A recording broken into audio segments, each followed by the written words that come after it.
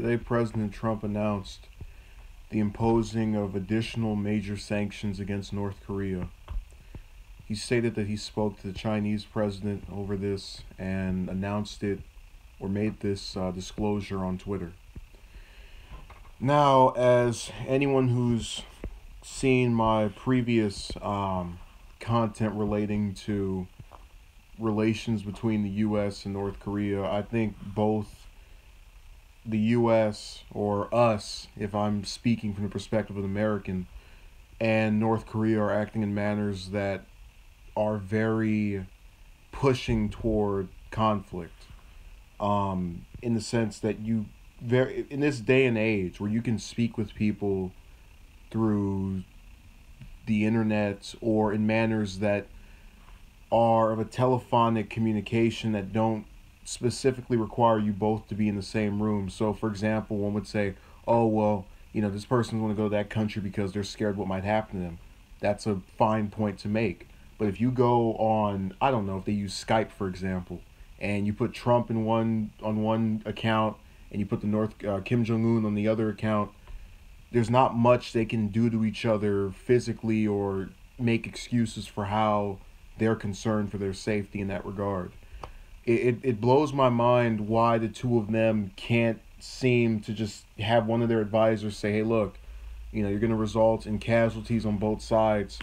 Resolve this, or at least attempt to negotiate some kind of peace treaty. But I think on both sides they have this ego thing where they want to show themselves as being this tough aggressor that won't back down no matter the challenge that is posed toward them.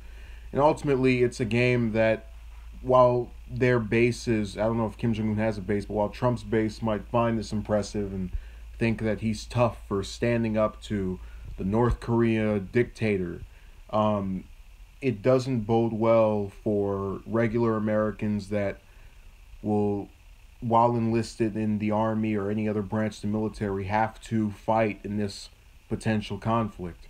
And that's what I've always had, just in general, with my criticisms of various world leaders. They can have all of these wars going on and be seen as so heroic because they stood up to this force without any spoken or any words mentioned of the people who give their lives or get injured or just have something happen to them as a result of their participation in a conflict that they themselves did not start.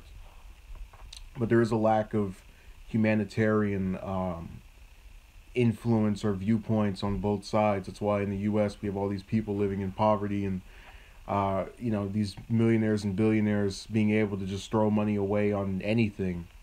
A lot of times people tell you this line that we don't have enough to feed and clothe everyone. That's not true. We don't have enough people that have enough money that care enough to go out and do those initiatives.